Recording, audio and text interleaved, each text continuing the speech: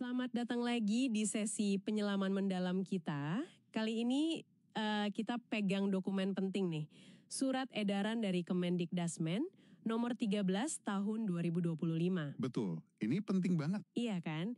Ini krusial buat Anda semua karena isinya itu soal gimana sekolah bisa pakai dana BOSP bantuan operasional satuan pendidikan di tahun 2025 nanti. Khususnya buat bayar honor guru sama tenaga kependidikan yang non-ASN. Nah, non-ASN ini maksudnya yang bukan PNS atau PPPK paruh waktu yang baru itu ya. Betul sekali. Surat edaran ini kan keluar tanggal 16 Oktober 2025 ya. Buat semua gubernur, bupati, wali kota. Oke. Intinya sih ngasih panduan biar BOSP itu penggunaannya pas gitu. Sesuai arah kebijakan besar kita, pendidikan bermutu untuk semua. Pendidikan bermutu untuk semua, oke. Dan ini juga kayaknya nyambung sama SE Mendagri yang sebelumnya itu loh. Oh, yang soal gaji PPK paruh waktu itu. Iya, yang SE 901.1227 SC tahun 2025. Kan pengangkatan PPK paruh waktu itu acuannya ke Menpan 16 tahun 2025. Jadi ini semua nyambung gitu. Oke, siap. Kita bedah kalau gitu. Misi kita sekarang, kita urai bareng-bareng aturan mainnya. Dari sumber ini, siapa sih sebenarnya yang harus bayar honor guru non-ASN? Itu pertanyaan bagus. Terus dana BOSP itu boleh dipakai seberapa banyak? Ada batasannya nggak? Dan penting juga nih kalau aturannya nggak bisa dipenuhi gimana? Ada jalan keluarnya? Ada. Mari kita mulai dari dasarnya dulu. Dokumen ini kan bilang Kemendikdasmen itu mendukung arahan Mendagri tadi. Benar. Intinya kayak ngasih garis tegas gitu ya. Gaji guru dan tenaga kependidikan yang statusnya PPPK paruh waktu sesuai Kemenpan 16 itu sumber utamanya harus dari APBD. Betul. Anggaran pendapatan dan belanja daerah. Jadi tanggung jawab utamanya di Pemda ya? Ya, tepat sekali. Pemisahan sumber dana ini penting banget Anda pahami. Kan status mereka PPPK paruh waktu, pegawai pemerintah. Jadi logis kalau gajinya dari APBD. Masuk akal. Tapi, nah ini tapinya. Buat bayar honor guru dan tenaga kependidikan non-ASN yang lain. Yang bukan PPPK paruh waktu tadi. Yang bukan itu. Atau mungkin ada kebutuhan lain di luar skema APBD. Nah disitulah BOSP bisa masuk. Oke. Cuma ada batasannya. Ada remnya gitu, nggak bisa dipakai semua.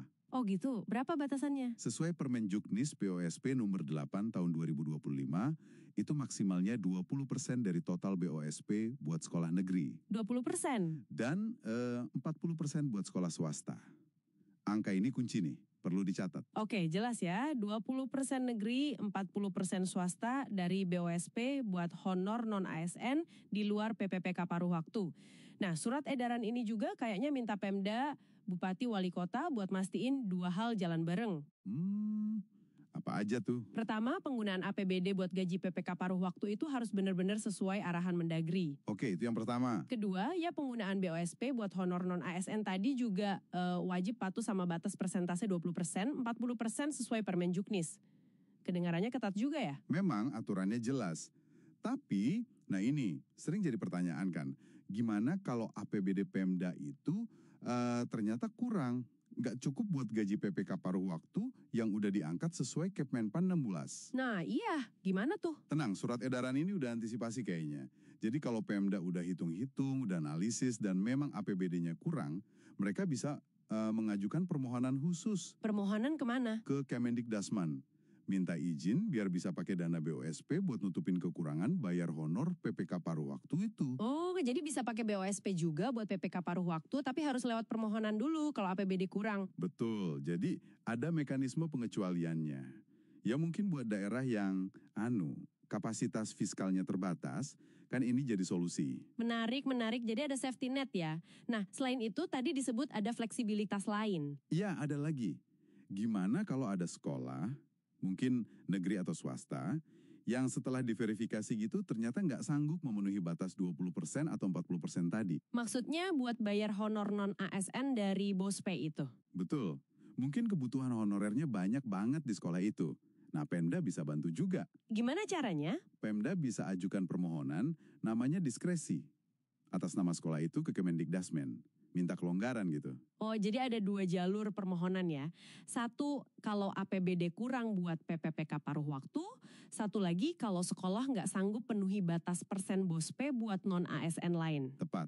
Tapi ya ini kan proses pengajuan ya. Ada verifikasi, validasi. Iya, kebayang sih. Seberapa lancar biasanya proses kayak gini di lapangan, jangan-jangan malah jadi hambatan baru. Itu pertanyaan bagus banget. Ya tentu kelancarannya bisa jadi beda-beda ya. Tergantung kesiapan data Pemda, sekolah, terus proses di kementerian juga. Potensi potensi bottleneck mungkin ada kalau persiapannya kurang matang. Tapi paling enggak pintunya dibuka secara resmi. Oke. Baik karena APBD kurang buat PPK paruh waktu atau karena sekolah nggak bisa penuhi batas BOSP buat non-ASN lain. Oke, jadi kalau kita coba simpulkan nih, apa artinya semua ini buat Anda yang dengerin?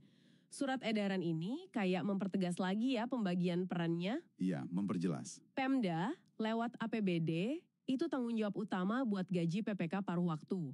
Pemerintah pusat lewat BOSP bantu buat honor non-ASN lain, tapi ada batasannya, 20% atau 40%. Benar. Aturannya ada, tapi disiapin juga kartu pengaman. Ada mekanisme permohonan ke kementerian kalau kondisinya memang mendesak. Iya. Ini jelas banget bakal ngaruh ke cara sekolah di wilayah Anda ngelola anggaran 2025 nanti. Dan pastinya ya nasib para guru dan tenaga kependidikan non-ASN di sana. Nah, kalau kita tarik sedikit lebih luas ya, coba Anda pikirkan. Dengan adanya batasan persentase BOS yang sekarang lebih tegas ini, ditambah ada prosedur buat minta pengecualian, gimana kira-kira ini akan mempengaruhi strategi sekolah-sekolah ke depan? Dalam hal merekrut, terus mempertahankan guru dan tenaga kependidikan non-ASN mereka. Oh iya juga ya. Apalagi kalau kita ingat, kapasitas fiskal tiap daerah kan beda-beda ya. Kekuatan APBD-nya itu nggak sama. Betul. Apakah ini nanti malah mendorong inovasi pengelolaan SDM di sekolah? Atau justru menimbulkan tantangan baru di lapangan? Wah, pertanyaan bagus tuh buat direnungkan. Iya, ini pertanyaan terbuka yang menarik buat Anda eksplorasi lebih lanjut. Kira-kira gimana dampaknya di konteks daerah Anda masing-masing?